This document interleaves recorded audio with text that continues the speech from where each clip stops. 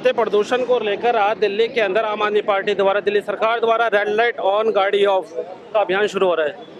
Sir, कितना फर्क पड़ने वाला है इस अभियान? देखिए, निश्चित रूप से पूरी दिल्ली हमेशा इन दिनों में जो सर्दियां शुरुआत होती है तो प्रदूषण का स्तर मौसम की वजह से अचानक बढ़ने लगता है। तो हमेशा की तरह इस बार भी एक फिर से प्रयास है प्रदूषण के विरुद्ध। दिल्ली सरकार का माननीय मुख्यमंत्री अरविंद केजरीवाल जी के नेतृत्व में गोपाल राय जी हमारे पर्यावरण मंत्री वो ऐसे आज इसकी शुरुआत दिल्ली में कर रहे हैं और सभी से आग्रह दिल्ली वासियों से कि दिल्ली को प्रदूषण मुक्त बनाने के लिए थोड़ा थोड़ा सहयोग आप सबसे अपेक्षित है कि सभी लोग रेड लाइट के ऊपर, जब भी रेड लाइट ऑन होती है, आप अपनी गाड़ी का इंजन ऑफ कर लें। तो बहुत सारा जो प्रदूषण जो गाड़ियों के वजह से होता है और बहुत सारा जो गाड़ियों से निकलने वाला धुआं है उसमें कमी आएगी और दिल्ली की हवा, आबो हवा बेहतर होगी और हमारी सांसों के ऊपर जो संकट आता है वो कहीं ना कहीं कम होगा। तो हम सब मिलकर अरविंद केजरीवाल जी की इस मुहिम में उनके साथ में, दिल्ली वासी सब लोग उनके साथ में हैं और हम यही उम्मीद करते हैं कि सब लोग इसमें एक पहलू और जुड़ा हुआ है कि दिल्ली सरकार ने जो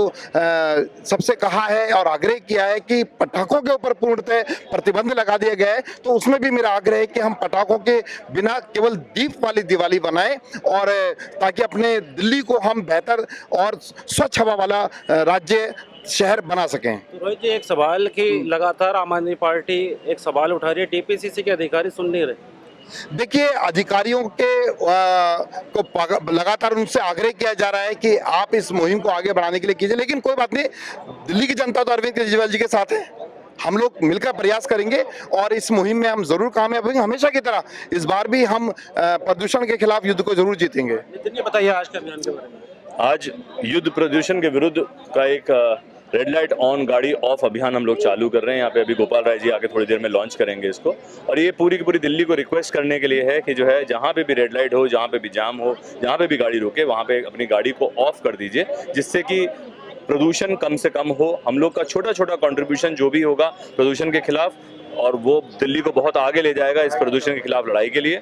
और हम लोग जनता पूरी की पूरी सारी अगर जागरूक होकर प्रदूषण के खिलाफ लड़ेगी, मुझे लगता है दिल्ली एक बेहतर शहर बन पाएगा। अधिकारियों की, सेंट्रल गवर्नमेंट, स्टेट गवर्नमेंट, ये सब उंगलियां उठाते रहेंगे। ये लोग जो काम नहीं करने देना चाहता वो काम नहीं करने देगा, जो काम करना चाहता है वो काम करेगा। लेकिन जनता ने हमको चुना है और हमें पूरा विश्वास है पूरी की पूरी दिल्ली की जनता इस मुहिम में हमारा साथ देगी। सर्दियों के मौसम में प्रदूषण का स्तर धीरे धीरे बढ़ता है। उसको रोकने के लिए दिल्ली के मुख्यमंत्री अरविंद केजरीवाल जी ने 15 सूत्री विंटर एक्शन प्लान घोषित किया था, जिसके तहत पूरे दिल्ली के अंदर काम हो रहा है। पिछले 3 दिन पहले दिल्ली में AQI का स्तर 300 से आगे चला गया था, लेकिन पिछले 2 दिनों से हम देख रहे हैं कि वो 250 के आसपास है। लेकिन आगे प्रदूषण, ठंड बढ़ने के कारण बढ़ने की संभावना है। उसमें एक नया फैक्टर ये देखा जा रहा है कि PM10 की मात्रा जो है धीरे धीरे कम हो रही है और PM2.5 की मात्रा बढ़ रही है। PM2.5 की मात्रा बढ़ने का मतलब होता है कि गाड़ियों का पोल्यूशन, बायोमास बर्निंग का पोल्यूशन बढ़ रहा है। गाड़ियों के प्रदूषण को रोकने के लिए, जैसे धूल प्रदूषण को रोकने के लिए एंटी डस्ट कैंपेन पूरे दिल्ली के अंदर चल रहा है। गाड़ियों के प्रदूषण को कम करने के लिए आज से पूरे दिल्ली के अंदर रेड लाइट ऑन गाड़ी ऑफ जन जागरूकता अभियान शुरू हुआ है।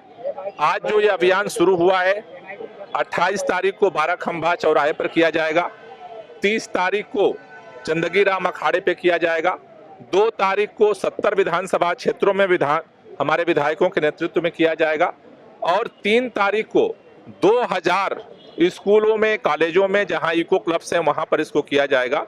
हमारी कोशिश है कि इस बार इस रेड लाइट ऑन गाड़ी ऑफ कैंपेन को एक पब्लिक कैंपेन में तब्दील किया जाए। हमारी दिल्ली के लोगों से अपील है कि हम सब लोग जब घर से निकलते हैं प्रतिदिन 10 से 15 रेड लाइट हम क्रॉस करते हैं। आदत हमारी ऐसी है कि रेड लाइट हो जाती है तब भी हम इंजन अपना चालू रखते हैं। तो प्रतिदिन आधा घंटा जो हम फ्यूल बर्निंग कर रहे हैं उसको हम रोक सकते हैं और दिल्ली के प्रदूषण को कम करने में हम अपना नाम पर्यावरण मित्र में लिखा सकते हैं। हम ऐसे लोगों में अपना नाम लिखा सकते हैं जो पर्यावरण को कम करने वालों में शामिल हैं। इसी को मद्देनजर रखते हुए आज से ये रेड लाइट ऑन गाड़ी ऑफ कैंपेन शुरू हो रहा है। सर, ये जो आज से अभियान शुरू हुआ है, इससे कितना फायदा होने वाला है? सर देखिएगा, रेड लाइट ऑन गाड़ी ऑफ का मतलब प्रदूषण की कमी हो रही है और पेट्रोल का भी लोगों को फ़ायदा हो रहा है, पेट्रोल भी कम लग रहा है। तो ये पूरी दिल्ली में गोपाल राय जी ने स्टार्ट किया है, पहले भी किया था, काफ़ी फायदा हुआ है, इससे फायदा होगा आगे। लगातार सर एक सवाल भी उठा रहे हैं कि अधिकारी आम आदमी पार्टी दिल्ली सरकार की सुन नहीं रहे। देखो सुनना पड़ेगा उनको, अगर नौकरी करनी है तो सुनना पड़ेगा।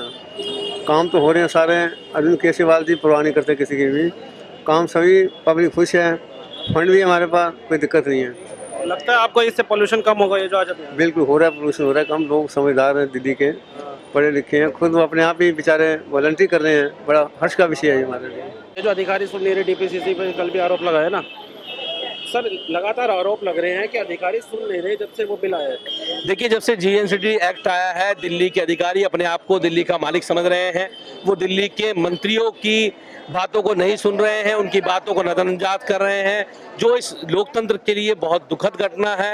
ये भारत के संविधान के लिए एक दुखद घटना है कि अधिकारी आज अपनी मनमानी कर रहे हैं और चुनी हुई सरकार के जो मंत्री हैं उनकी बातों को नजरअंदाज कर रहे हैं। दिल्ली के लोगों के हितों से जुड़े हुए जो मुद्दे हैं, चाहे वो दिल्ली का पॉल्यूशन का मुद्दा हो, चाहे वो दिल्ली के प्रदूषण का मुद्दा हो, आज वो किस प्रकार से उनको नजरअंदाज करने का काम कर रहे हैं, मंत्रियों के आदेश नहीं मान रहे। तो मुझे लगता है कि ये बड़ा दुखद है और ये दिल्ली के लोग देख रहे हैं कि कैसा सौतेला व्यवहार आज केंद्र सरकार दिल्ली के लोगों के साथ करने का काम कर रही है। नुकसान तो इसमें हो रहा है क्योंकि दोनों अगर इसमें सनातनी के बीच बिल्कुल लोकतंत्र की हत्या होगी तो जनता का नुकसान होगा। अगर चुनी हुई सरकार की बातों को नहीं माना जाएगा तो जनता का नुकसान होगा और जनता इसका जवाब देगी।